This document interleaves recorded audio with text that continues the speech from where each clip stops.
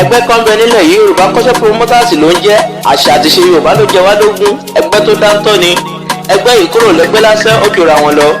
Ẹgbẹ́ tó ń gbé àṣà àti ṣe Yorùbá sókè lójoojúmọ́. Ọ̀gá nìkan láwùjọ òkúta, ọ̀gá lòṣùpá ṣe láwùjọ ìràwọ̀. Ẹgbẹ́ tó ń gbàṣà Yorùbá lókè pátápátá ni, ajura wọn lọ kì í sọ̀rọ̀ ẹ̀tàn. Àwọn ọlọ́pọlọ pípé ló wà nínú ẹgbẹ́ yìí, tètè darapọ̀ kó tó pẹ́ kó o tún lè mọ̀ nípa àṣà Oòduà.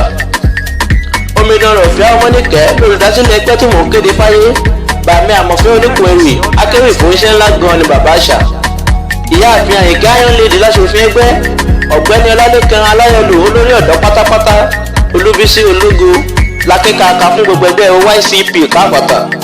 Ìyáàfin Ọmọlára ń kọ́ ṣe báwọn gan nìyá ẹgbẹ́ tẹ́gbẹ́ fi ń dùn ìgbàlùgbà.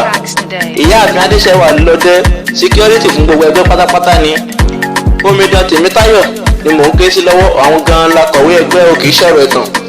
Bàbá aláwàdà ń kọ́ ọ̀gbẹ́ni MC akéwì lọ́ba àwọn aláwàdà nínú ẹgbẹ́ pátápátá.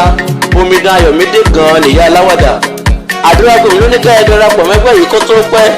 Ọmọ àdúrà sì là ń fẹ́, tàwùsá tí ìbò lè rí yàrá wọ̀ níbẹ̀ o. Tó o bá wá fẹ́ darapọ̀ mẹ́gbẹ́, farabalẹ̀ kí n pe nọ́mbà ọ̀hún fún ọ kó o tètè kọ sílẹ̀. 08158551384 ní kẹ́ẹ̀kan sí tẹ́ bá fẹ́ darapọ̀ mọ́ ẹgbẹ́ Yorùbá Cultural Promoters.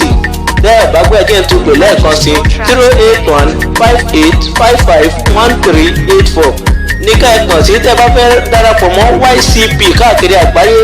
Yorùbá Cultural Promoters àdúrà gbèmí ló ní àṣà Yorùbá ò ní parun kò sì ní rẹ̀yìn lọ́lá Olúwa ẹ ṣàmì ẹ̀ ní wìtìwìtì. Ọláníyì ọmọ Ọlátúbọ̀sún tó jẹ́ bàbá ìró nínú ẹgbẹ́ YCP káàkiri àgbáyé ló lẹ́gbẹ́ òní dàrú.